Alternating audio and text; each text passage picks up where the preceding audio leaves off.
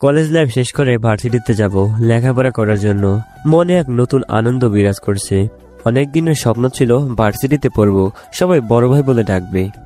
আমি সদ্য ইন্টার পরীক্ষা শেষ করে ঢাকায় ভালো একটা ভার্সিটিতে পড়ার চান্স পাই। আগামীকাল উদ্বোধনী ক্লাস শুরু হবে। মনে একরাশ আনন্দ নিয়ে ঘুমিয়ে পড়লাম। রীতিমতো ফজরের নামাজ পড়ে এসে ফেসবুকে একটু ঘোরাঘুরি করে সময় কাটালাম। কিরে, আজকে তো নতুন ক্লাস শুরু, ভার্সিটিতে যাবি না? হ্যাঁ মা, একটু পরেই রওনা দিব। সকালে হালকা কিছু খেয়ে ভার্সিটির দিকে রওনা দিলাম। উদ্বোধনী ক্লাস করবেন কলেজের সকল ছাত্র। শিক্ষকের class Sohana madam. Madam class করতে ক্লাসে প্রবেশ করলেন।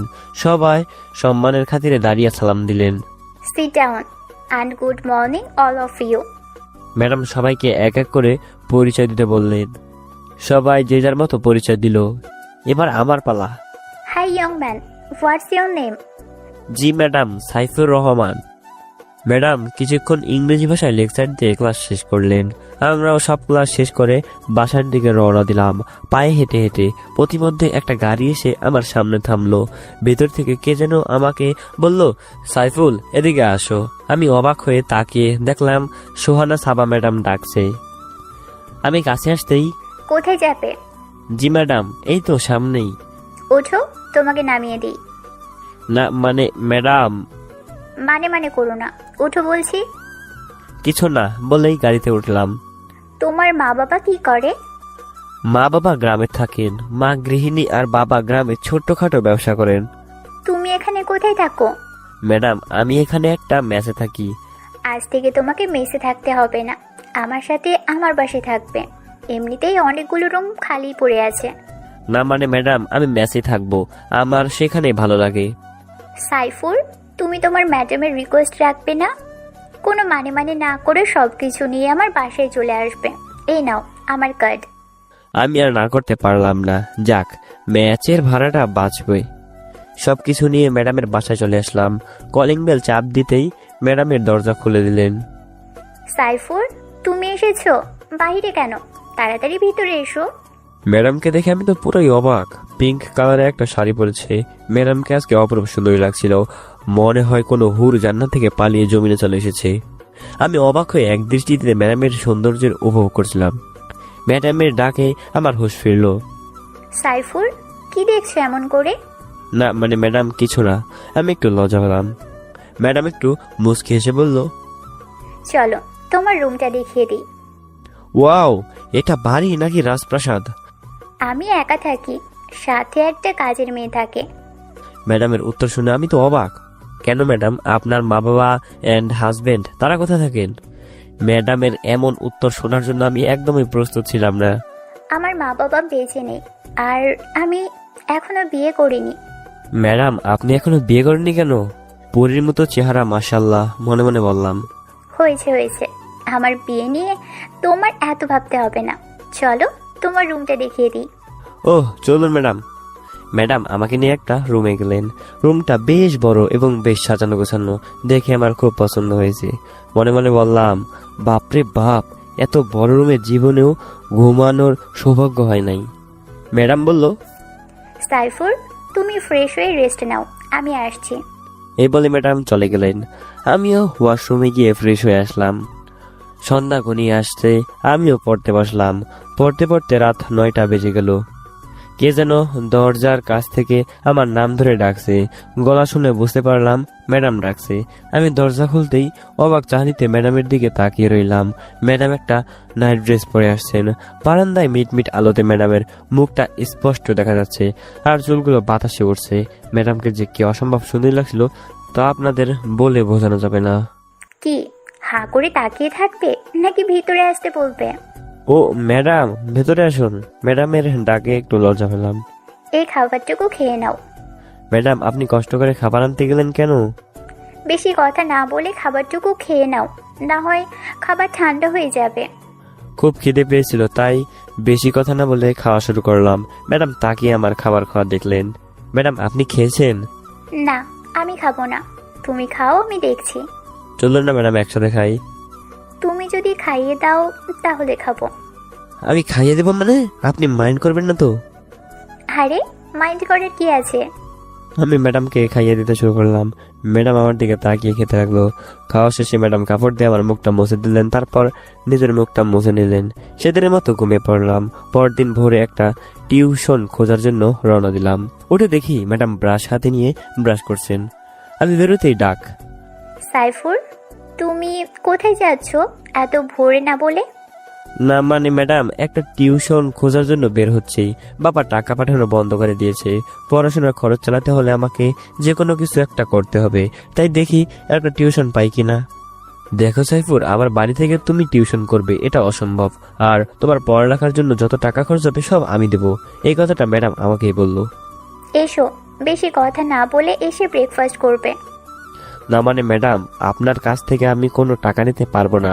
আমার মনে হয় আমি গরিব বলে আপনি আমার প্রতি করুণা করছেন। বলার সাথে সাথেই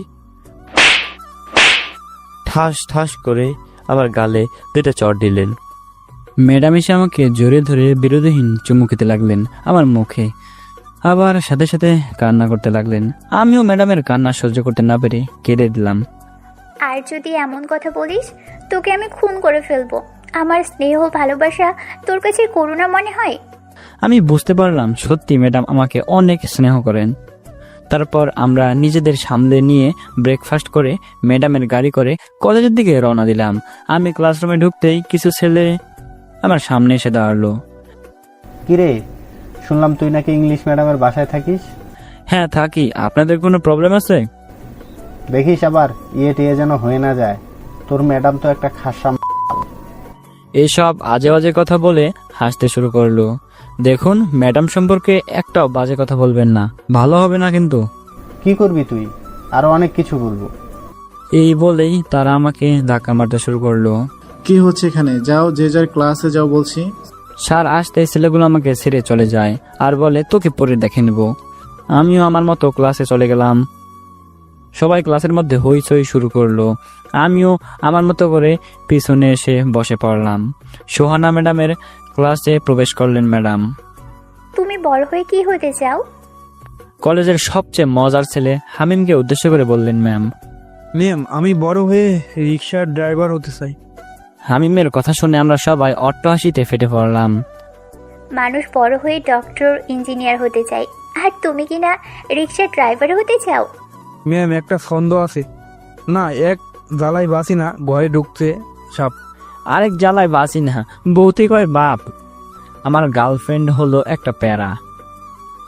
ও শুধু বলে রিক্সা নিয়ে প্রতিদিন ওর বাসার সামনে চলে আসতে। তাই ভাবলাম প্রতিদিন রিক্সা কোথায় পাবো, তাই নিজে একটা রিক্সা কিনে প্রতিদিন ওর বাসার সামনে যাব আর ওকে নিয়ে সারা শহর ঘুরবো। এটা হলো আমার জীবনের লক্ষ্য। এই কথাটি বলল হামিম। Good wish. ক্লাস শেষ করে ম্যাডামের গাড়ি করে বাসার দিকে রওনা দিলাম।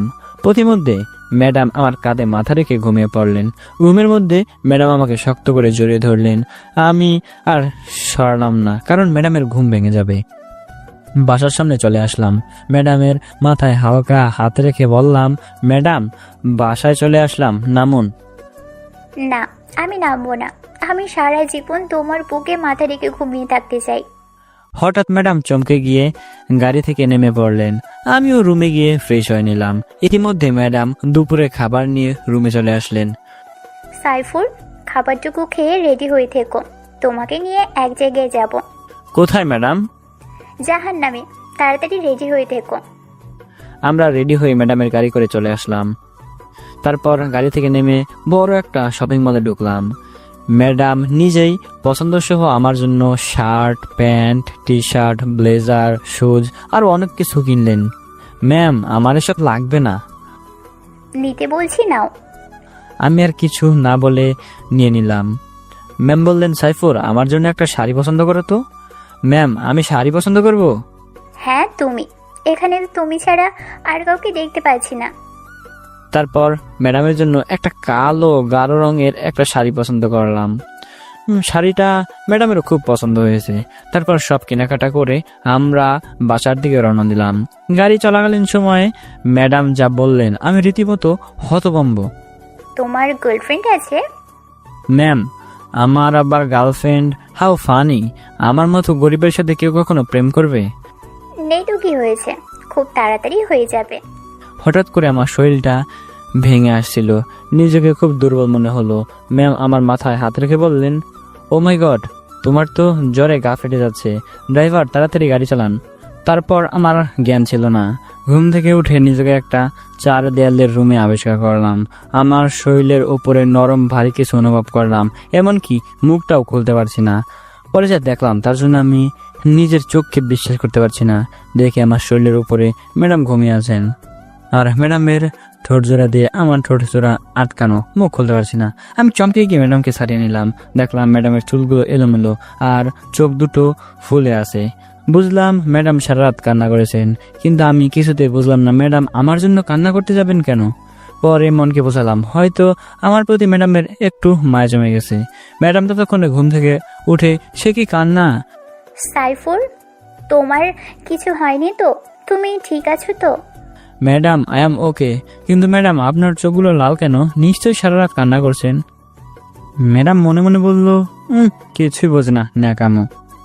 না কিছু না, আমি ঠিক আছি। তুমি ফ্রেশ হয়ে নাও, আমি আসছি। তখন ম্যাম উঠে আমার রুমে চলে গেলেন, আমিও ফ্রেশ হয়ে নিলাম।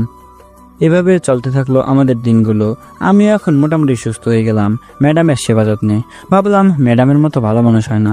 অপরিচিত একটা ছেলেকে নিজের বাড়িতে থাকতে দিচ্ছেন, আবার খেতেও দিচ্ছেন, আবার তার কিছু হলে নিজেও অসুস্থ হয়ে যাচ্ছেন। এমনটা ভাবতে ম্যাডামের প্রতি দিন দিন দুর্বল হয়ে যাচ্ছি। ধেত্তেরি, আমি কি সব ভাবছি। আমার দুর্বল হলে চলবে না, শক্ত হতে হবে, কারণ উনি আমার শিক্ষিকা। তারপর ম্যামের কিনে দেওয়া ড্রেসগুলো পরলাম, একটু বাইরে বের হবো ভাবছি। সাইফুর, তুমি কোথায় যাচ্ছ সকালবেলা? আর ড্রেসটাতে তোমাকে দারুণ লাগছে। ম্যাডাম এই কথাটি বললো। আমি বললাম, ধন্যবাদ ম্যাডাম, একটু বাইরে যাব, বাসার মধ্যে বসে থাকতে ভালো লাগছে না। আচ্ছা চলো, আমিও যাব তোমার সাথে। ওকে ম্যাম, চলুন তাহলে। তারপর ম্যাডামকে নিয়ে বের হলাম। প্রতিমধ্যে একটা ফুলের দোকানের সামনে গাড়িটা থামালো। সাইফুল, যাও তো, আমার জন্য ফুল নিয়ে আসো দোকান থেকে। Okay ma'am. ফুল আনতে গাড়ি থেকে নামলাম। চাচা, এই ফুলের তোড়াটা কত? 100 টাকা ছাড়। ওকে দিন। তারপর ফুল নিয়ে গাড়িতে উঠে পড়লাম। ড্রাইভার গাড়ি চালানো শুরু করলেন। আমরা একটা সি বিচের কাছে নামলাম। ম্যাডামকে নিয়ে নদীর পাড়ে হাঁটতে লাগলাম। হঠাৎ যা দেখলাম তার জন্য আমি নিজের চোখকে বিশ্বাস করতে পারছি না। দেখি ম্যাডাম হাঁটু গেড়ে ফুল নিয়ে আমার সামনে।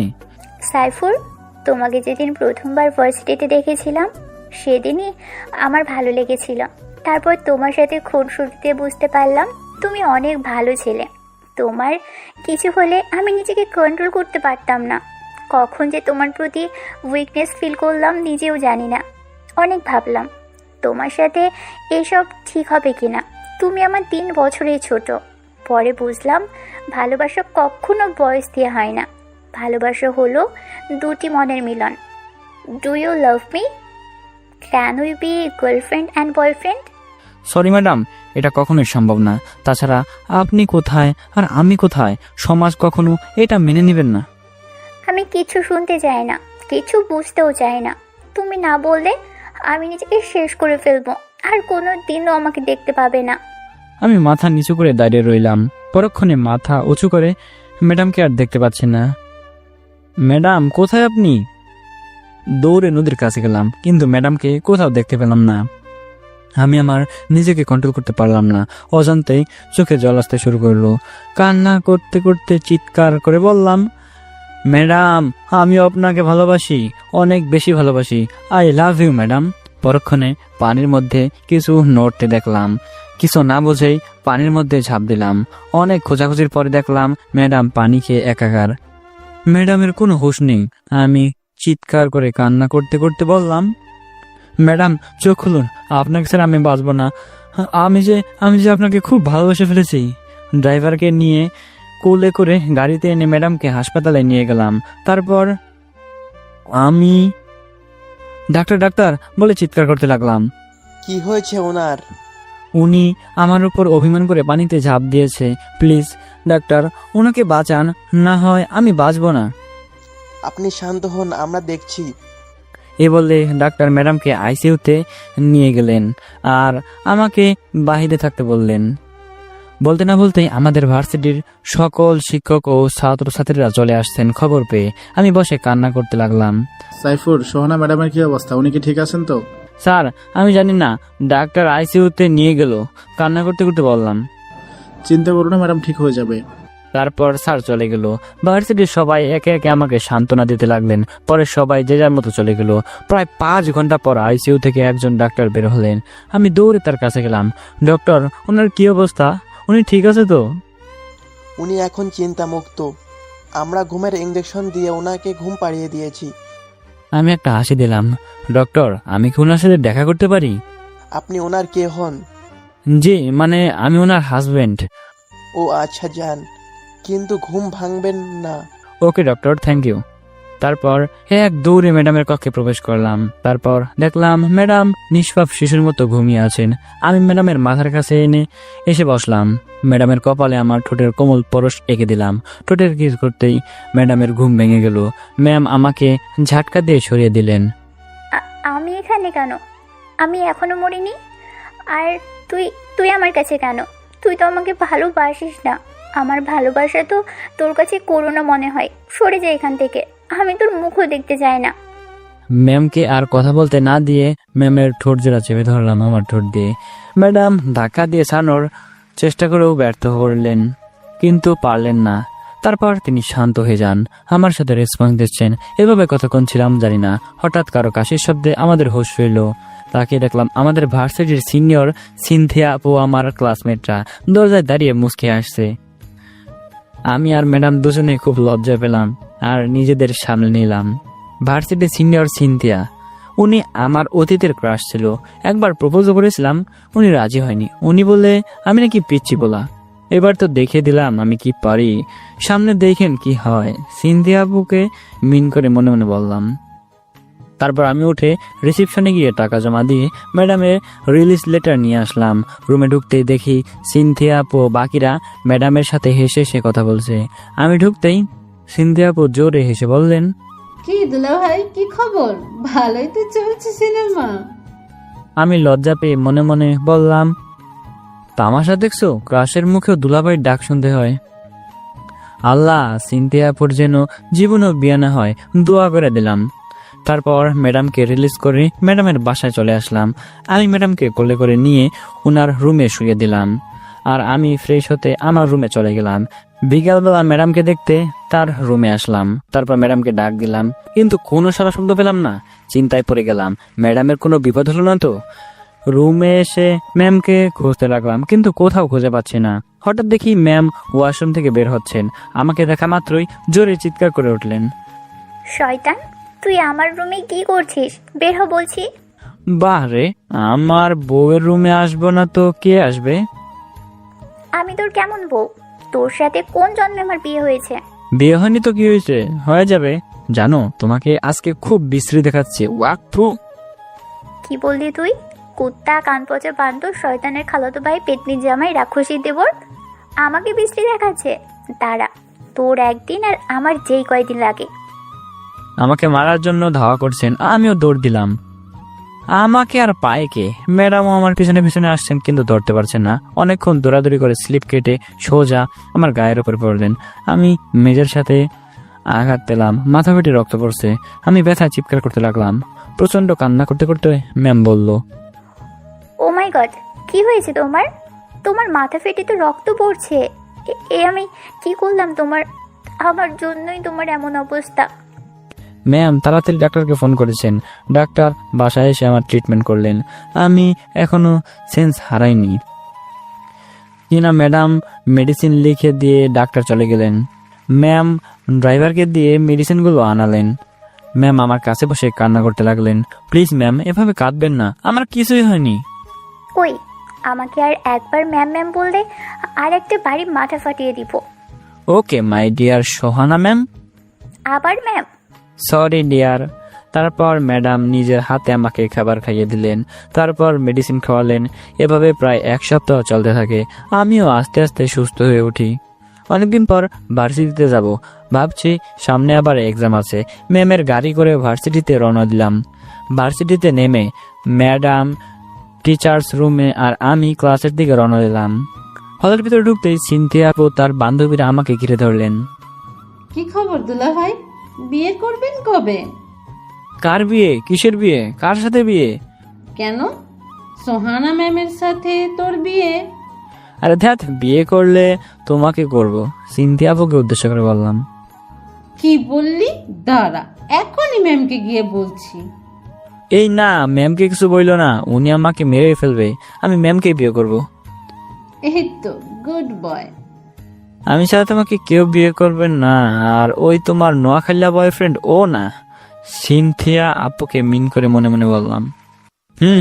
গুড বয় না, সাই। সিনথিয়া আপু ও তার বান্ধবীরা হেসে আমার কাছ থেকে চলে গেল। আমিও ক্লাসে ঢুকে পড়লাম। ক্লাসের সবাই আমার দিকে তাকিয়ে মুচকি হাসতে, মনে হয় আমি কোনো জোকার। যাক, সহ্য করে নিলাম, কারণ ওদের হাসির রহস্যটা আমার জানা। সেদিনের মতো ক্লাস শেষ করে বাসায় চলে আসলাম। রাতের বেলায় খাবার খেয়ে দেখলাম ভালো লাগে, আর ঘুমও আসতেছে না। ভাবলাম একটু ছাদে গিয়ে সময় কাটানো যাক। তখন জ্যোৎস্না রাত ছিল। আকাশের চাঁদখানা স্পষ্ট দেখা যাচ্ছে। দোলনার উপর বসে চাঁদ দেখতে লাগলাম। সত্যি জ্যোৎস্না রাতের চাঁদ খুবই সুন্দর। ছাদে একাকী বসে চাঁদ দেখা কয়জনের ভাগ্যই বা আছে। হঠাৎ কাঁধে কারো স্পর্শ অনুভব করলাম, ভয়ও পেলাম। এত রাতে ছাদে কে আসলো? পিছনে ঘুরে দেখি ম্যাডাম দাঁড়িয়ে আছেন। চাঁদ মিটমিট আলোতে ম্যাডামের অপরূপ সুন্দরী লাগছিল। ম্যাডামকে কি সুন্দর চাহনি, টানা টানা চোখ। যে কেউ প্রথম দেখায় শক্ট খাবে, কিন্তু আমি খাইনি, কারণ উনি প্রথম আমার ওপর ক্রাশ খেয়েছিল। ম্যাম সরি, সোহানা তুমি এত রাতে সাথে কেন? আমি অবাক হয়ে জিজ্ঞাসা করলাম। রুমে একা একা শুয়ে থাকতে ভালো লাগছে না, ভাবলাম তোমার সাথে গিয়ে গল্প করি, কিন্তু তোমার রুমে গিয়ে তোমাকে পেলাম না। আমি অনেক ভয় পেয়ে গিয়েছিলাম। অনেক খোঁজাখুঁজির পরে ছাদে এসে পেলাম। এবার বলো, তুমি ছাদে কি করছো? আমারও ভালো লাগছিল না, তাই আসলাম। আচ্ছা, তুমি সিগারেট খাও? আরে না, বাপের জন্মেও খাই নাই। Good bye. দেখতে হবে না বট্টাকায়? তারপর আমার পাশে বসে কাঁধে মাথা রাখলো। আমি তোমার বড় হলাম কবে? আমাদের বিয়ে বা হলো কবে? হয়নি তো কি হয়েছে, হয়ে যাবে। আমি তোমাকে বিয়ে করব না, কারণ থার্ড ইয়ারে সিনথিয়া আপু তোমার আগে আমাকে প্রপোজ করেছিল, আর উনি আমার খুব কেয়ার করে। ম্যামকে রাগানোর জন্য বললাম। কি বললি তুই? সিনথিয়া তোকে প্রপোজ করেছে? ওর এত বড় সাহস আমার জিনিসে নজর দেয়? ওকে তো আমি মেরেই ফেলবো। বলেই চলে যেতে লাগলো। আমি একটানে পাশে বসিয়ে দিলাম। আমি ম্যামের খুব কাছে চলে আসলাম। দুজনের নিঃশ্বাস ভারী হয়ে আসছে। ম্যাডামের ঠোঁটের সাথে আমার ঠোঁট লাগিয়ে দিলাম। তারপর যা হলো কি আর বলবো। যাই হোক, এভাবে অনেকক্ষণ চললো। ম্যামও আমাকে ছাড়তে চাইছেন না। কিছুক্ষণ পর ছাড়লো। দুজনেই হাঁপাতে লাগলাম। হাঁপানোর শেষে ম্যাম বলল, সাইফুর তুমি কখনো আমাকে ছেড়ে চলে যাবে না তো? হঠাৎ এমন কথা কেন বলছো? আমি কোথাও যাব না তোমায় ছেড়ে। না মানে, আমার কেমন জানি ভয় হচ্ছে। আমি সোহানা ম্যামকে জড়িয়ে ধরে বললাম, আমি আমার পাগলি ম্যামটাকে ছেড়ে কোথাও যাব না, সারা জীবন ভালোবাসবো। আচ্ছা আমাকে একটা গান শোনাও। কি? আমি গান শোনাবো? আমি গান পারি না, মিথ্যা বললাম। আমি কিন্তু রেগে যাচ্ছি, যা পারো শোনাও। কি আর করবো, বাধ্য হয়ে গাইতে শুরু করলাম। খেপা ছেড়ে গেলে মনের মানুষ আর তো পাবো না, খেপা ছেড়ে গেলে মনের মানুষ আর তো পাবো না, না না যেতে দেব না, তোমায় হৃদ মাঝারে রাখবো, ছেড়ে দেব না।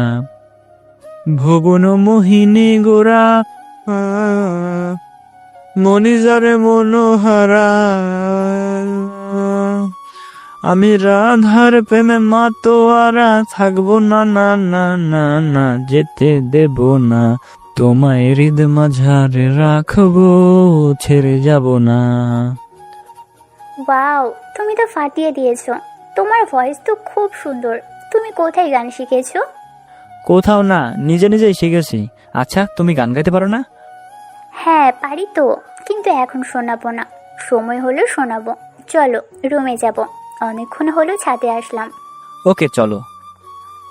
আহা, পাটা গেল রে, আমি হাঁটতে পারছি না, আমাকে একটু কোলে করে নিয়ে নাও। না আমি পারবো না। ওকে, তাহলে আমিও যাব না। ওনার অভিনয়ের কাছে হার মানলাম, বাধ্য হয়ে কোলে নিলাম। ও মা, কি ময়দার বস্তা রে! আচ্ছা, তুমি কোন গুদামের চাল খাও? ম্যাডামকে রাগানোর জন্য বললাম। কি বলতি? আমি মোটু, আমাকে নামা, আমি যাব না। ম্যামের কপালে চুমু দিয়ে বললাম, রাগ করে না সোনা, আমি তো মজা করে বলছিলাম। তারপর ম্যামকে তার রুমে গিয়ে শুয়ে দিলাম। আমি চলে আসতেই ম্যাম আমার হাত ধরে বললেন, এই, কোথায় যাচ্ছ তুমি? আমার রুমে যাচ্ছি, ঘুমাবো না। না, আজকে তুমি আমার সাথে ঘুমোবে। কি বলো তুমি? তোমার সাথে ঘুমাবো মানে? বিয়ের আগে এসব ভালো না। আমি কিচ্ছু বুঝতে চাই না, কিছু শুনতেও চাই না। তুমি আমার সাথে ঘুমোবে, এটা আমার শেষ কথা। অনেক জোরাজুরির পর রাজি হলাম। তারপর মাঝখানে একটা কোলবালিশ দিয়ে ভারত পাকিস্তানের বর্ডার বানিয়ে নিলাম। মধ্যরাতে আমার ঘুম ভেঙেছে, উঠতে চাচ্ছি কিন্তু পারছি না। পরে দেখি ম্যাম বর্ডার ক্রস করে আমার গায়ের উপরে শুয়ে আছেন। আমি আর সরালাম না। ঘুমন্ত অবস্থায় ম্যামকে ঘুমন্ত পরীর মতো দেখাচ্ছে। কোনো এক কবি বলেছেন, ঘুমন্ত অবস্থায় যে নারীকে সুন্দর দেখায় সেই প্রকৃত সুন্দরী। সকালে ম্যামটাকে ঘুম ভাঙলো। এই, ওঠো, আর কত ঘুমোবে? ম্যামকে জোরে ধরে বললাম, আর একটু ঘুমাতে দাও না। ওঠো বলছি, নয়তো পানি ঢেলে দিব। আর কথা না বলে উঠে পড়লাম। দুজনেই ব্রাশ করে ফ্রেশ হয়ে নিলাম। প্রথম বর্ষের পরীক্ষাও শুরু হয়ে গেছে। ভালোভাবেই পরীক্ষাটা দিলাম। পরীক্ষার পর প্রতি বছরই ভার্সিটিতে সাংস্কৃতিক অনুষ্ঠানের আয়োজন করা হয়, এবারও করা হলো। আমি গান গাওয়ার জন্য নাম লেখালাম ম্যামের অনুরোধে। অনুষ্ঠান শুরু হয়ে গেছে। প্রতিযোগীরা যে যার মতো পরিবেশন করলো। এবার আমার পালা। আমি গান গাইতে শুরু করলাম। ও হো না, একটু তুমি হাসো না, ও হো না, পেছন ফিরে চাহো না, ও হো না, একটু তুমি হাসো না, ও হো না, কেন ভালোবাসো না? প্রথম দেখাতে আমি প্রেমে পড়েছি, তোমার দুই চোখে আন্ধার দেখি ঘুম আসে না আমার রাতের বেলা। শুয়ে শুয়ে শুধু ভাবে তোমায় কিভাবে পাবো আমি, তোমার ওই চোখেতে হারিয়ে যায় আমার মন। ঘন কালো চুল দেখে পাগল যে আমি এখন, হৃদয়ের কথা আমি বললি কারে, বাসে না কেহ ভালো, আমি ভালোবাসি তারে। অহো না, একটু কথা কহো না, অহো না, পেছন ফিরে চাহো না, অহো না, কেন ভালোবাসো না, অহো না, একটু তুমি হাসো না। গান গাওয়া শেষ করলাম। সবাই করতালিতে ব্যস্ত। আমার মেয়ে ক্লাসমেটরা সবাই আমার সাথে সেলফি তোলার জন্য আসলো। ম্যাম দূর থেকে সব দেখছে। উনি তো রেগে আগুন। এই রে, আমি গেলাম, এখন কি করি? ম্যাম বেরের মধ্যে এসে আমার হাত ধরে সবার সামনে থেকে টেনে নিয়ে আসলেন। তারপর আমাকে নিয়ে গাড়িতে বসালেন। রাস্তায় কেউ কারোর সাথে কথা বলছে না। দুজনে নীরবতা পালন করছি। ম্যামকে দেখে বোঝা যাচ্ছে উনি প্রচন্ড রেগে আছেন। আমি নীরবতা ভেঙে জিজ্ঞাসা করলাম, কি হয়েছে সোহানা, কথা বলছো না কেন? আর এরকম রেগে আছো কেন? ম্যাম আমার কথার উত্তর না দিয়ে গাড়ি চালাচ্ছেন। আমরা বাসার সামনে চলে আসলাম। ম্যাম গাড়ি থেকে নেমে আমার হাত ধরে টেনে টেনে তার রুমে নিয়ে গেলেন। তারপর বেডের উপরে ফেললেন। নিজের স্মার্টফোন বের করে আমার বুকের উপরে উঠে ছবি তুলতে লাগলেন। সোহানা, কি করছো এসব? পাগল হয়ে গেছো নাকি? হ্যাঁ, আমি পাগল হয়ে গেছি। আমি দেখবো আজ তুই কত সেলফি তুলতে পারিস। আমাকে ছেড়ে অন্য মেয়েদের সাথে সেলফি তোলা হচ্ছে। তুমি এই জন্য রেগে আছো? বিশ্বাস করো, আমি ওদের সাথে ইচ্ছে করে সেলফি তুলি নাই, ওরাই জোর করে সেলফি তুললো। তুই কি কচি খোকা যে ওরা বললো আর তুই তুললি? আমি ম্যামকে জোরে ধরে বললাম, সরি আমার বেবিটা, আর কখনো এমন হয় না, আর সেলফি তুলবই না। ম্যাম আমার বুকে মুখ গুজে কান্না করতে করতে বললেন, তুমি কেন বোঝো না? আমি তোমার পাশে অন্য কাউকে সহ্য করতে পারি না। এই কানে ধরলাম, আর এমন হবে না, এবার কান্না থামাও প্লিজ। তারপর ম্যাম কান্না থামিয়ে ফ্রেশ হতে চলে গেলেন। আমিও আমার রুমে গিয়ে ফ্রেশ হয়ে নিলাম। এদিকে আমার প্রথম বর্ষের পরীক্ষার রেজাল্ট দিয়েছে। আমি রেজাল্ট দেখতে ভার্সিটিতে চলে গেলাম। রেজাল্ট দেখে আমি তো পুরাই অবাক। অনেক ভালো রেজাল্ট করেছি। আসলে সব কিছু ম্যামের জন্যই সম্ভব হয়েছে। তিনি আমাকে হেল্প না করলে হয়তো ভালো রেজাল্ট করতে পারতাম না। ভাবলাম তাড়াতাড়ি ম্যামকে গিয়ে ধন্যবাদ দেব। হাসি মুখে ভার্সিটি থেকে বের হতে লাগলাম। পেছন থেকে কে যেন আমার নাম ধরে ডাক দিল, মেয়েলি কণ্ঠে। হাই, আমি সুমি, তোমার classmate, and congratulation for make a brilliant result. Thank you Shimu. আমরা কি বন্ধু হতে পারি? ও শিওর, কেন নয়। তারপর শিমুর কাছ থেকে বিদায় নিয়ে বাসায় চলে আসলাম। বাসায় এসে যা দেখলাম আমি তো অবাক। দেখি ম্যাম আয়নার সামনে দাঁড়িয়ে চুল ঝরাচ্ছেন। আমি আস্তে আস্তে গিয়ে ম্যামকে পেছন থেকে জড়িয়ে ধরলাম। ম্যাম চমকে উঠলেন, পেছনে ফিরে তাকিয়ে দেখে আমি। ও তুমি? আমি তো ভয় পেয়ে গিয়েছিলাম হঠাৎ এভাবে। সোহানা, আমি বেস্ট রেজাল্ট করেছি। বলো কি? Congratulations for make a good result. I বলো না, আমাকে বিয়ে করবে কবে? আমার আর দেরি সহ্য হচ্ছে না। তোমাকে ছাড়া আমি কিছুই ভাবতে পারছি না। আর কয়েকটা দিন অপেক্ষা করো, তারপর গ্রামে গিয়ে বাবা মার কাছে গিয়ে তোমার ব্যাপারে বলবো। তখনই তাদের বলে তোমাকে বিয়ের কথা বলবো। আর অনেকদিন হলো বাবা মাকে দেখি না, তাদের দেখতে খুব ইচ্ছে হচ্ছে গো। ম্যাম আমাকে চুমু খেয়ে বললো, এই তো আমার বাবুটা লক্ষ্মী ছেলের মতো কথা বলছে। কবে যাচ্ছ গ্রামে? আমাকে সঙ্গে নিয়ে যাবে কিন্তু। আমি তোমাকে ছেড়ে থাকতে পারবো না। না, তোমাকে এখন নিয়ে যাওয়া যাবে না, সবাই খারাপ ভাবে। আগে সব ঠিক করি, তারপর তোমাকে নিয়ে যাব। ওকে আমার বাবুটা, তুমি যা বলবে তাই হবে। এবার আমাকে ছাড়ো প্লিজ, আমি ফ্রেশ হব। ওকে যাও, ফ্রেশ হও গিয়ে। তারপর রুমে গিয়ে ফ্রেশ হয়ে নিলাম। হঠাৎ কিসের যেন কাঁপাকাঁপি অনুভব করলাম। ভাবলাম আবার ভূমিকম্প হলো না তো। পরে দেখি মোবাইল সাইলেন্ট করা। মোবাইলে কে যেন কল করেছে। আমি ফোনটা রিসিভ করলাম। ওপাশ থেকে মেইলি কণ্ঠে বলল, হ্যালো, হ্যালো, কে? আমি আরে আমিটাকে। আমি সুমি, তোমার ক্লাসমেট। তুমি হঠাৎ কি মনে করে? না, এমনি। কি করো? এই তো বসে আছি। আচ্ছা, বিকেলে একটু দেখা করতে পারবে পার্কে? কেন? দরকার আছে, প্লিজ না করো না। ওকে, আসবো। আমি রেডি হয়ে পার্কের দিকে রওনা দিলাম। গিয়ে দেখি আশেপাশে সব কাপড়রা নিজেদের মধ্যে কারবার করছে। বাকিটা আপনারা বুঝে নেন, আমি বলবো না। একটু দূরে গিয়ে দেখি শিমু একটা বেঞ্চে বসে আছে।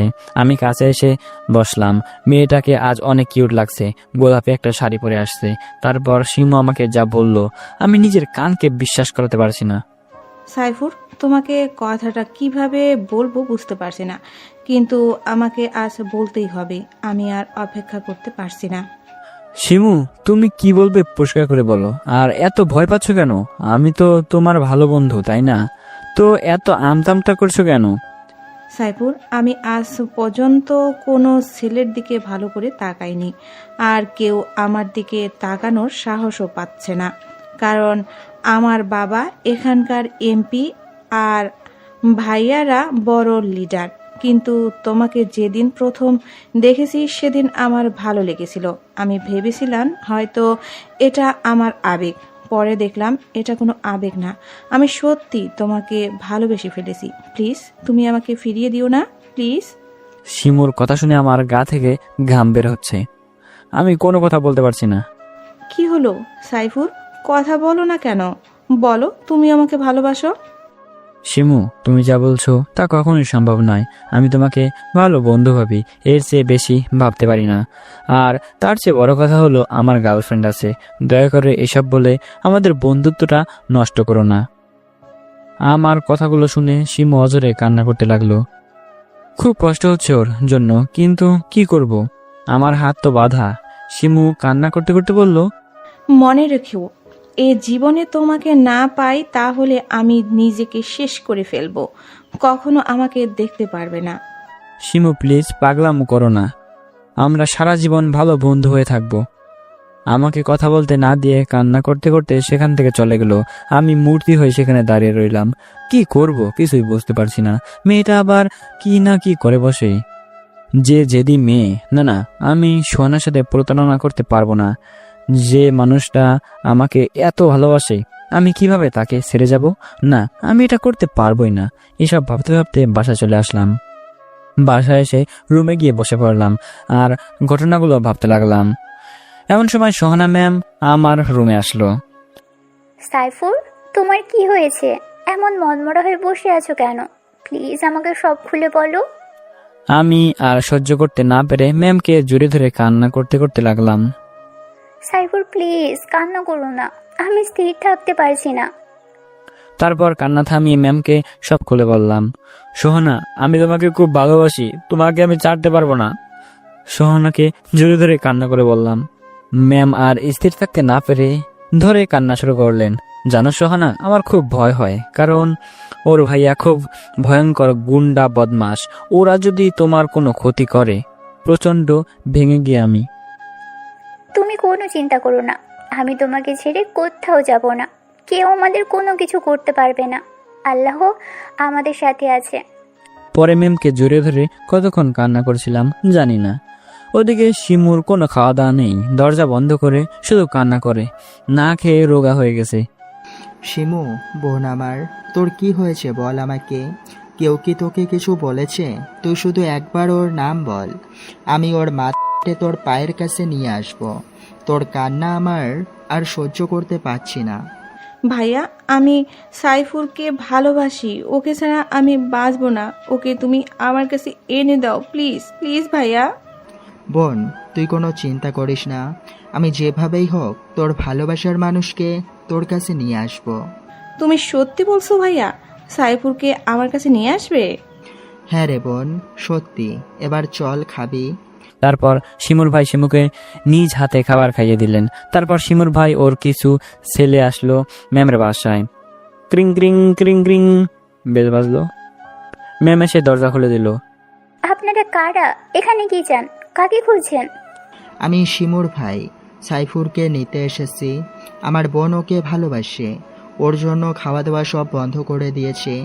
ও কোথায়? ওকে ডেকে দিন। ও বাসায় নেই। আর শুনুন, সাইফুর শিমুকে ভালোবাসে না, ও শুধু আমার ভালোবাসা। আপনারা এখন আসতে পারেন। দেখুন, ভালোই ভালোই বলছি, ওকে ডেকে দিন, আমরা ওকে শিমুর কাছে নিয়ে যাব। বললাম তো ও বাসায় নেই। আমরা যাচ্ছি, কিন্তু যাচ্ছি না, আমরা আবার আসব। আর আমার বোনের সুখের জন্য আমি কারো প্রাণ নিতেও দ্বিধাবোধ করব না।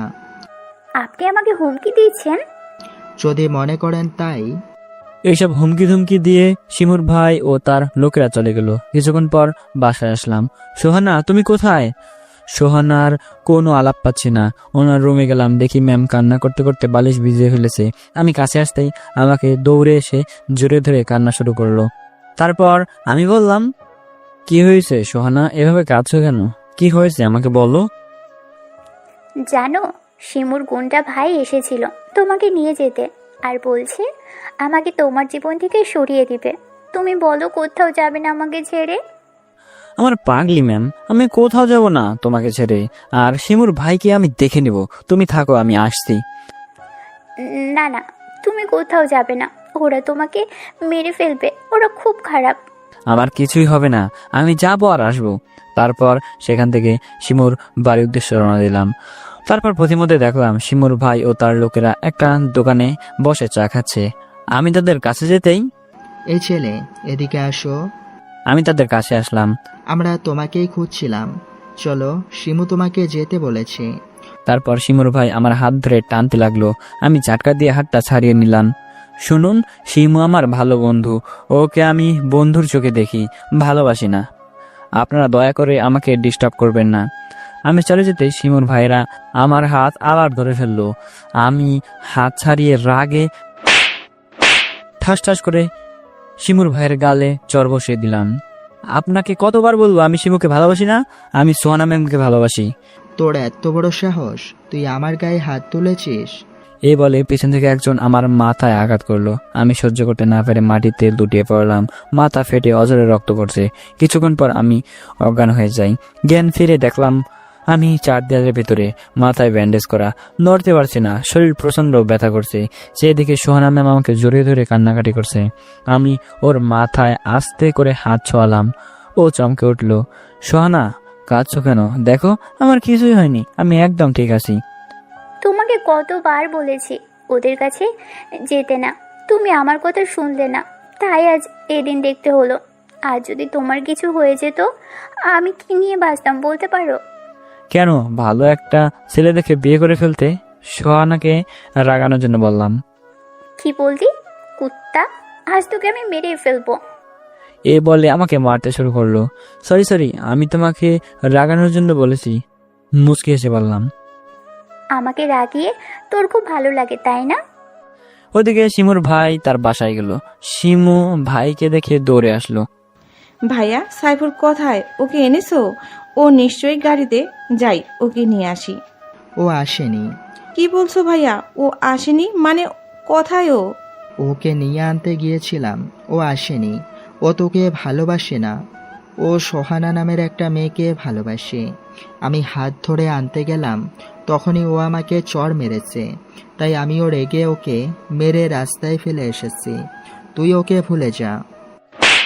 তোমার সাহস কি করে হলো আমার ভালোবাসার মানুষের গায়ে হাত তোলার? আমি ওকে আমার কাছে নিয়ে আনতে বলেছি, মেরে ফেলতে নয়। তার ভাই অবাক হয়ে শিমুর দিকে তাকিয়ে আছে। শিমু সেখান থেকে দৌড়ে হাসপাতালে চলে গেল। তখনও সোহানা আমার বুকে মাথা দিয়ে আছে। শিমু দরজায় দাঁড়িয়ে সব দেখছে। আস্তে কাশি দিল সোহানা, আর আমি চমকে উঠলাম। আসতে পারি? আরে শিমু, আসো ভেতরে। Saifur, I am sorry. আমার ভাইয়ের পক্ষ থেকে আমি ক্ষমা চাচ্ছি। আমি বুঝে গেছি জোর করে সব পাওয়া গেলেও ভালোবাসা পাওয়া যায় না। তুমি সোহানা ম্যামকে নিয়ে সুখে থাকো। আমি তোমার বন্ধু হয়েই থাকবো আজীবন। শিমু, আমি কিছু মনে করিনি। তুমি যা করেছো আমাকে প্রচুর ভালোবাসো বলেই করেছো। তোমার প্রতি আমার কোনো রাগ নেই। তোমরা থাকো, আমি তাহলে এখন আসি। তারপর শিমু কান্না করতে করতে সেখান থেকে চলে গেল। আমার সুস্থ হতে প্রায় 2 সপ্তাহ সময় লেগে যায়। সোহানা হাসপাতালে থেকে রিজাইন লেটার নিয়ে বাসায় নিয়ে আসলো। সোহানা, আমি আর দেরি করব না, গ্রামে যাব, বাবা মার সাথে কথা বলে আমাদের বিয়ের কাজটা সেরে ফেলবো। তুমি সত্যি বলছো? সত্যি। আমি গ্রামে চলে আসলাম সোহানার কাছে থেকে বিদায় নিয়ে। ট্রেন থেকে নেমে সোজা বাড়ির দিকে রওনা দিলাম। গ্রামের মানুষের মাঝে অনেক পরিবর্তন এসেছে, কিন্তু আমাদের বাড়িটার কোনো পরিবর্তন নেই, আগের মতোই আছে। বাড়িতে আসতেই, মা, মা দেখো ভাইয়া এসেছে। আমার পিচ্চি বোন তাহা। মা বাবার তাহমিনার চিৎকার শুনে বাইরে চলে আসলো। মা আমাকে জোরে ধরে কান্নাকাটি শুরু করলো। মা প্লিজ কেঁদো না, আমি আসছি তো। দীর্ঘ অনেকদিন মা বাবার সাথে কোনো যোগাযোগ ছিল না। চল বাবা, আগে ঘরে চল। খাবার খেতে খেতে মা বাবাকে সব খুলে বললাম। ঢাকায় ঘটে যাওয়া ঘটনা। মা বাবাকে সোহানার ছবি দেখালাম। সোহানাকে বাবা মার খুব পছন্দ হয়েছে। মা জানো, সোহানার কেউ নেই পৃথিবীতে। তোমরা যদি বলো আমি ওকে আসতে বলবো। ওকে বাবা, তুই তাড়াতাড়ি বৌমাকে আসতে বল। বৌমার চাঁদ মুখখানা দেখতে খুব ইচ্ছে করছে। তারপর আমি তাড়াতাড়ি সোহানাকে ফোন দিলাম। সোহানা সাথে সাথে ফোন রিসিভ করলো। হ্যালো সোহানা, কেমন আছো? সাইফুর, তোমাকে ছাড়া আমি ভালো নেই।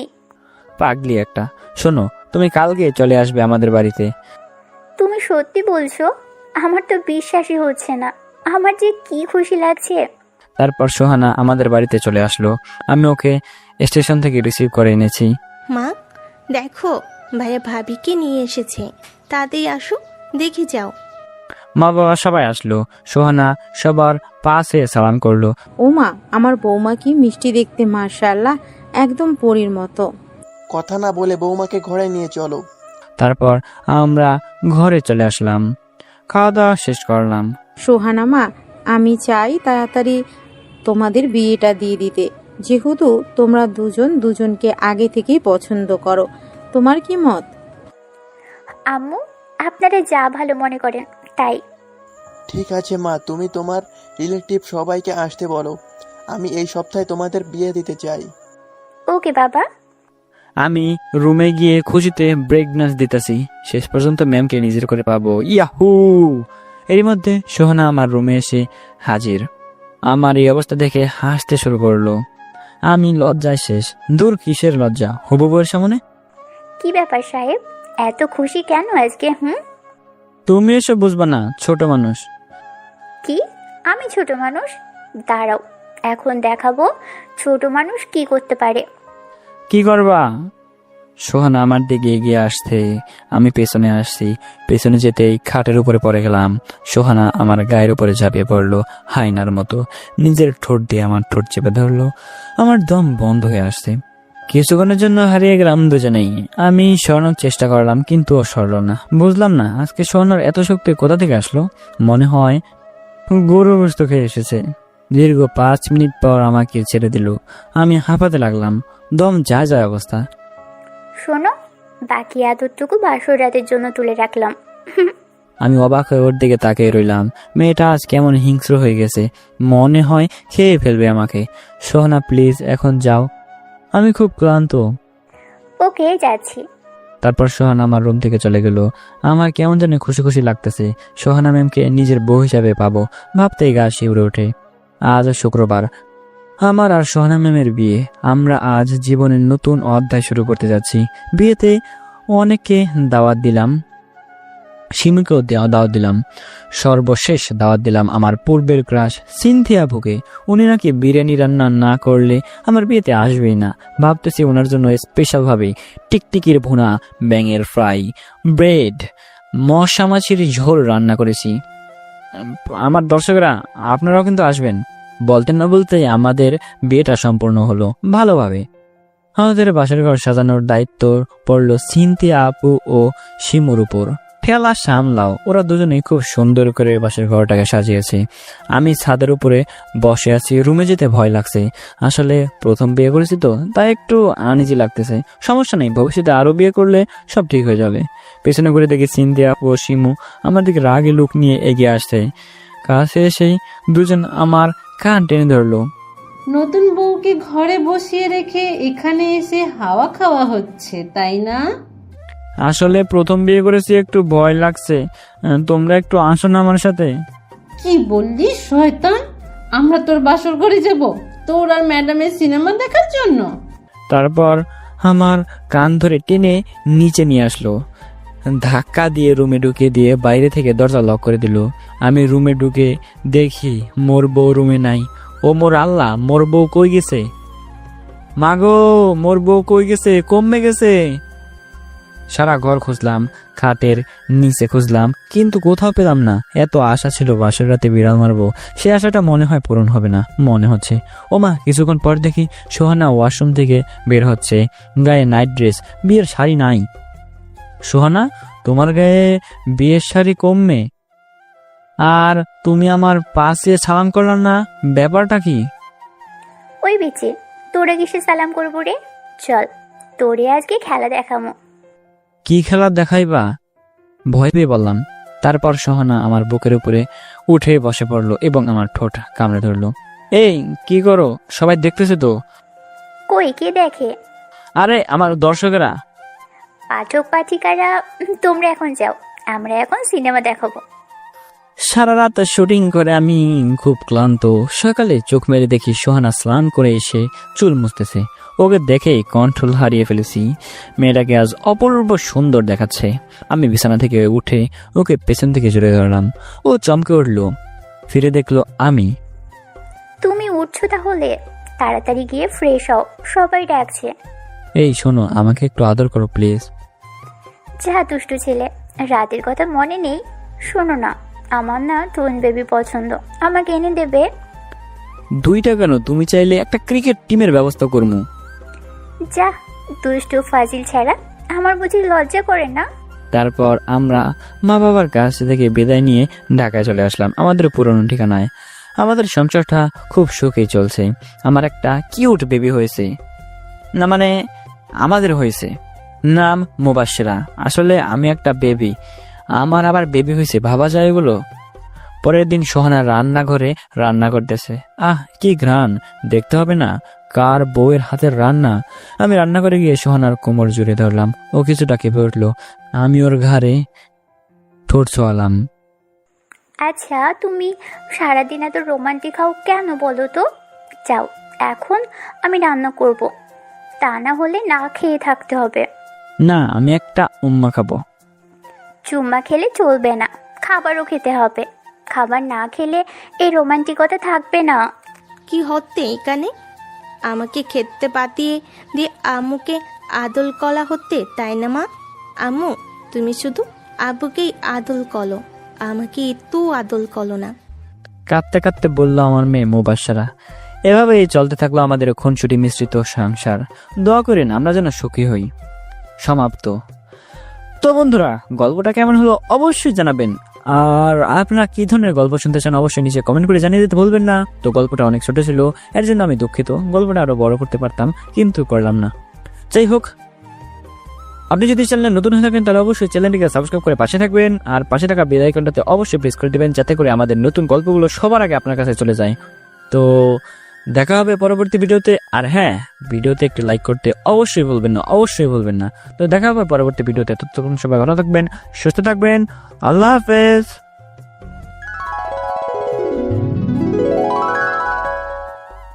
আমাকে রাগিয়ে তোর খুব ভালো লাগে তাই না? ওদিকে শিমুর ভাই তার বাসায় গেল। শিমু ভাইকে দেখে দৌড়ে আসলো। ভাইয়া, সাইফুর কোথায়? ওকে এনেছো? ও নিশ্চয়ই গাড়িতে। যাই, ওকে নিয়ে আসি। ও আসেনি। কি বলছো ভাইয়া? ও আসেনি মানে কোথায় ও? ওকে নিয়ে আনতে গিয়েছিলাম, ও আসেনি। ও তোকে ভালোবাসে না, ও সোহানা নামের একটা মেয়েকে ভালোবাসে। আমি হাত ধরে আনতে গেলাম, তখনই ও আমাকে চড় মেরেছে, তাই আমিও রেগে ওকে মেরে রাস্তায় ফেলে এসেছি। তুই ওকে ভুলে যা। তোমার সাহস কি করে হলো আমার ভালোবাসার মানুষের গায়ে হাত তোলার? আমি ওকে আমার কাছে নিয়ে আনতে বলেছি, মেরে ফেলতে নয়। তার ভাই অবাক হয়ে শিমুর দিকে তাকিয়ে আছে।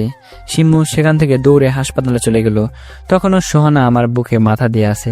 শিমু দরজায় দাঁড়িয়ে সব দেখছে। আস্তে কাশি দিল সোহানা, আর আমি চমকে উঠলাম। আসতে পারি? আরে শিমু, আসো ভেতরে। Saifur, I am sorry. আমার ভাইয়ের পক্ষ থেকে আমি ক্ষমা চাচ্ছি। আমি বুঝে গেছি জোর করে সব পাওয়া গেলেও ভালোবাসা পাওয়া যায় না। তুমি সোহানা ম্যামকে নিয়ে সুখে থাকো। আমি তোমার বন্ধু হয়েই থাকবো আজীবন। শিমু, আমি কিছু মনে করিনি। তুমি যা করেছো আমাকে প্রচুর ভালোবাসো বলেই করেছো। তোমার প্রতি আমার কোনো রাগ নেই। তোমরা থাকো, আমি তাহলে এখন আসি। তারপর শিমু কান্না করতে করতে সেখান থেকে চলে গেল। আমার সুস্থ হতে প্রায় 2 সপ্তাহ সময় লেগে যায়। সোহানা হাসপাতালে থেকে রিজাইন লেটার নিয়ে বাসায় নিয়ে আসলো। সোহানা, আমি আর দেরি করব না, গ্রামে যাব, বাবা মার সাথে কথা বলে আমাদের বিয়ের কাজটা সেরে ফেলবো। তুমি সত্যি বলছো? সত্যি। আমি গ্রামে চলে আসলাম সোহানার কাছে থেকে বিদায় নিয়ে। ট্রেন থেকে নেমে সোজা বাড়ির দিকে রওনা দিলাম। গ্রামের মানুষের মাঝে অনেক পরিবর্তন এসেছে, কিন্তু আমাদের বাড়িটার কোনো পরিবর্তন নেই, আগের মতোই আছে। বাড়িতে আসতেই মা, মা দেখো ভাইয়া এসেছে। আমার পিচ্চি বোন তাহা। মা বাবার তাহমিনার চিৎকার শুনে বাইরে চলে আসলো। মা আমাকে জোরে ধরে কান্নাকাটি শুরু করলো। মা প্লিজ কেঁদো না, আমি আসছি তো। দীর্ঘ অনেকদিন মা বাবার সাথে কোনো যোগাযোগ ছিল না। চল বাবা, আগে ঘরে চল। খাবার খেতে খেতে মা বাবাকে সব খুলে বললাম। ঢাকায় ঘটে যাওয়া ঘটনা। মা বাবাকে সোহানার ছবি দেখালাম। সোহানাকে বাবা মার খুব পছন্দ হয়েছে। মা জানো, সোহানার কেউ নেই পৃথিবীতে। তোমরা যদি বলো আমি ওকে আসতে বলবো। ওকে বাবা, তুই তাড়াতাড়ি বৌমাকে আসতে বল। বৌমার চাঁদ মুখখানা দেখতে খুব ইচ্ছে করছে। তারপর আমি তাড়াতাড়ি সোহানাকে ফোন দিলাম। সোহানা সাথে সাথে ফোন রিসিভ করলো। হ্যালো সোহানা, কেমন আছো? সাইফুর, তোমাকে ছাড়া আমি ভালো নেই। পাগলি একটা। শোনো, তুমি কালকে চলে আসবে আমাদের বাড়িতে। তুমি সত্যি বলছো? আমার তো বিশ্বাসই হচ্ছে না। আমার যে কি খুশি লাগছে। তারপর সোহানা আমাদের বাড়িতে চলে আসলো। আমি ওকে স্টেশন থেকে রিসিভ করে এনেছি। মা দেখো, ভাইয়া ভাবিকে নিয়ে এসেছে, তাতেই আসো, দেখে যাও। মা বাবা সবাই আসলো। সোহানা সবার পাশে সালাম করলো। ওমা, আমার বৌমা কি মিষ্টি দেখতে, মাশাআল্লাহ, একদম পরীর মতো। কথা না বলে বৌমাকে ঘরে নিয়ে চলো। তারপর আমরা ঘরে চলে আসলাম, খাওয়া দাওয়া শেষ করলাম। সোহানা মা, আমি চাই তাড়াতাড়ি তোমাদের বিয়েটা দিয়ে দিতে, যেহেতু তোমরা দুজন দুজনকে আগে থেকেই পছন্দ করো। তোমার কি মত? আম্মু, আপনারা যা ভালো মনে করেন তাই। ঠিক আছে মা, তুমি তোমার রিলেটিভ সবাইকে আসতে বলো। আমি এই সপ্তাহে তোমাদের বিয়ে দিতে চাই। ওকে বাবা। আমি রুমে গিয়ে খুশিতে ব্রেক ডান্স দিতেছি। শেষ পর্যন্ত ম্যামকে নিজের করে পাবো, ইয়াহু। এরই মধ্যে সোহানা আমার রুমে এসে হাজির। আমার এই অবস্থা দেখে হাসতে শুরু করলো। আমি লজ্জায় শেষ। দূর, কিসের লজ্জা, হবু বউয়ের সামনে। কি ব্যাপার সাহেব, এত খুশি কেন আজকে? তুমি এসব বুঝবা না, ছোট মানুষ। কি? আমি ছোট মানুষ? দাঁড়াও, এখন দেখাবো ছোট মানুষ কি করতে পারে। কি করবা? সোহানা আমার দিকে এগিয়ে আসতে আমি পেছনে আসছি। পেছনে যেতেই খাটের উপরে পড়ে গেলাম। সোহানা আমার গায়ের উপরে ঝাঁপিয়ে পড়লো হাইনার মতো, নিজের ঠোঁট দিয়ে আমার ঠোঁট চেপে ধরলো। আমার দম বন্ধ হয়ে আসছে। কিছুক্ষণের জন্য হারিয়ে গেলাম দুজনেই। আমি সরানোর চেষ্টা করলাম, কিন্তু ও সরল না। বুঝলাম না আজকে সরানোর এত শক্তি কোথা থেকে আসলো। মনে হয় গরু গোশত খেয়ে এসেছে। দীর্ঘ 5 মিনিট পর আমাকে ছেড়ে দিল। আমি হাঁপাতে লাগলাম, দম যা যায় অবস্থা। শোনো, বাকি আদরটুকু বাসর রাতের জন্য তুলে রাখলাম। আমি অবাক হয়ে ওর দিকে তাকিয়ে রইলাম। মেয়েটা আজ কেমন হিংস্র হয়ে গেছে, মনে হয় খেয়ে ফেলবে আমাকে। সোহানা প্লিজ এখন যাও, আমি খুব ক্লান্ত। ওকে, যাচ্ছি। তারপর সোহানা আমার রুম থেকে চলে গেল। আমার কেমন যেন খুশি খুশি লাগতেছে। সোহানা ম্যামকে নিজের বউ হিসাবে পাবো ভাবতেই গা শিউরে ওঠে। আজ শুক্রবার, আমার আর সোহানা ম্যামের বিয়ে। আমরা আজ জীবনের নতুন অধ্যায় শুরু করতে যাচ্ছি। বিয়েতে অনেককে দাওয়াত দিলাম, শিমুকেও দাওয়াত দিলাম, সর্বশেষ দাওয়াত দিলাম আমার পূর্বের ক্রাশ সিনথিয়া আপুকে। উনি নাকি বিরিয়ানি রান্না না করলে আমার বিয়েতে আসবেই না। ভাবতেছি ওনার জন্য স্পেশাল ভাবে টিকটিকির ভুনা, ব্যাঙের ফ্রাই, ব্রেড, মশা মাছির ঝোল রান্না করেছি। আমার দর্শকরা আপনারাও কিন্তু আসবেন। বলতে না বলতেই আমাদের বিয়েটা সম্পূর্ণ হলো ভালোভাবে। আমাদের বাসার ঘর সাজানোর দায়িত্ব পড়লো সিনথিয়া আপু ও শিমুর উপর। ঠেলা সামলাও, ওরা দুজনেই খুব সুন্দর করে বাসার ঘরটাকে সাজিয়েছে। আমি ছাদের উপরে বসে আছি, রুমে যেতে ভয় লাগছে। আসলে প্রথম বিয়ে করেছি তো, তাই একটু আনইজি লাগতেছে। সমস্যা নেই, ভবিষ্যতে আরো বিয়ে করলে সব ঠিক হয়ে যাবে। পেছনে ঘুরে দেখি সিনথিয়া আপু ও শিমু আমার দিকে রাগে লুক নিয়ে এগিয়ে আসছে। কাছে এসেই দুজন আমার কান টেনে ধরলো। নতুন বউকে ঘরে বসিয়ে রেখে এখানে এসে হাওয়া খাওয়া হচ্ছে, তাই না? আসলে প্রথম বিয়ে করেছি, একটু ভয় লাগছে। তোমরা একটু আসো না আমার সাথে। কি বললি শয়তান? আমরা তোর বাসর ঘরে যাব তোর আর ম্যাডামের সিনেমা দেখার জন্য? তারপর আমার কান ধরে টেনে নিচে নিয়ে আসলো, ধাক্কা দিয়ে রুমে ঢুকিয়ে দিয়ে বাইরে থেকে দরজা লক করে দিল। আমি রুমে ঢুকে দেখি মোর বউ রুমে নাই। ও মোর আল্লাহ, মোর বউ কই গেছে? মাগো, মোর বউ কই গেছে? কমে গেছে। সারা ঘর খুঁজলাম, খাটের নিচে খুঁজলাম, কিন্তু কোথাও পেলাম না। এত আশা ছিল বাসর রাতে বিড়াল মারবো, সে আশাটা মনে হয় পূরণ হবে না মনে হচ্ছে। ও মা, কিছুক্ষণ পর দেখি সোহানা ওয়াশরুম থেকে বের হচ্ছে, গায়ে নাইট ড্রেস, বিয়ের শাড়ি নাই। সোহানা, তোমার গায়ে বিয়ের শাড়ি কমবে, আর তুমি আমার পাশে সালাম করলাম না, ব্যাপারটা কি? ওই বিচে তোরে কিসে সালাম করবো রে? চল, তোরে আজকে খেলা দেখামো। কি খেলা দেখাইবা? ভয় পেয়ে বললাম। তারপর সোহানা আমার বুকের উপরে উঠে বসে পড়লো এবং আমার ঠোঁট কামড়ে ধরলো। এই কি করো? সবাই দেখতেছে তো। কই, কে দেখে? আরে আমার দর্শকেরা। পাঠক পাঠিকারা তোমরা এখন যাও, আমরা এখন সিনেমা দেখাবো। সারা রাত শুটিং করে আমি খুব ক্লান্ত। সকালে চোখ মেরে দেখি সোহানা স্নান করে এসে চুল মুছতেছে। ওকে দেখেই কন্ট্রোল হারিয়ে ফেলেছি। মেয়েটাকে আজ অপূর্ব সুন্দর দেখাচ্ছে। আমি বিছানা থেকে উঠে ওকে পেছন থেকে জড়িয়ে ধরলাম। ও চমকে উঠলো, ফিরে দেখলো আমি। তুমি উঠছো তাহলে? তাড়াতাড়ি গিয়ে ফ্রেশ হও, সবাই ডাকছে। এই শোনো, আমাকে একটু আদর করো প্লিজ। যা দুষ্টু ছেলে, রাতের কথা মনে নেই? শোনো না, আমার না টুইন বেবি পছন্দ, আমাকে এনে দেবে? 2টা কেন? তুমি চাইলে একটা ক্রিকেট টিমের ব্যবস্থা করবো। যা দুষ্টু ফাজিল ছেড়া, আমার বুঝি লজ্জা করে না? তারপর আমরা মা বাবার কাছ থেকে বিদায় নিয়ে ঢাকায় চলে আসলাম, আমাদের পুরনো ঠিকানায়। আমাদের সংসারটা খুব সুখেই চলছে। আমার একটা কিউট বেবি হয়েছে, না মানে আমাদের হয়েছে, নাম মুবাশশিরা। আসলে আমি একটা বেবি, আমার আবার বেবি হয়েছে, ভাবা যায় এগুলো? পরের দিন সোহানা রান্নাঘরে রান্না করতেছে। কি ঘ্রাণ, দেখতে হবে না কার বউয়ের হাতের রান্না। আমি রান্না করে গিয়ে সোহানার কোমর জুড়ে ধরলাম। ও কিছুটা কেঁপে উঠলো। আমি ওর ঘাড়ে ঠোঁট ছোঁয়ালাম। আচ্ছা, তুমি সারাদিন এত রোমান্টিক হও কেন বলো তো? যাও, এখন আমি রান্না করব, তা না হলে না খেয়ে থাকতে হবে। না, আমি একটা উম্মা খাবো। চুম্মা খেলে চলবে না, খাবারও খেতে হবে। খাবার না খেলে এই রোমান্টিকতা থাকবে না। কি হচ্ছে এখানে? আমাকে খেতে পাতিয়ে দিয়ে আম্মুকে আদল কলা হতে, তাই না মা? আম্মু তুমি শুধু আব্বুকেই আদল কলো, আমাকে একটু আদল কলো না। কাঁদতে কাঁদতে বলল আমার মেয়ে মুবাশশারা। এভাবেই চলতে থাকলো আমাদের খুনসুটি মিশ্রিত সংসার। দোয়া করেন আমরা যেন সুখী হই। সমাপ্ত। তো বন্ধুরা, গল্পটা কেমন হলো অবশ্যই জানাবেন। আর আপনারা কি ধরনের গল্প শুনতে চান অবশ্যই নিচে কমেন্ট করে জানিয়ে দিতে ভুলবেন না। তো গল্পটা অনেক ছোট ছিল, এর জন্য আমি দুঃখিত। গল্পটা আরো বড় করতে পারতাম, কিন্তু করলাম না। যাই হোক, আপনি যদি চ্যানেলে নতুন হয়ে থাকেন তাহলে অবশ্যই চ্যানেলটিকে সাবস্ক্রাইব করে পাশে থাকবেন, আর পাশে থাকা বেল আইকনটাতে অবশ্যই প্রেস করে দিবেন, যাতে করে আমাদের নতুন গল্পগুলো সবার আগে আপনার কাছে চলে যায়। তো দেখা হবে পরবর্তী ভিডিওতে। আর হ্যাঁ, ভিডিওতে একটি লাইক করতে অবশ্যই ভুলবেন না। তো দেখা হবে পরবর্তী ভিডিওতে। ততক্ষণ সবাই ভালো থাকবেন, সুস্থ থাকবেন। আল্লাহ হাফেজ।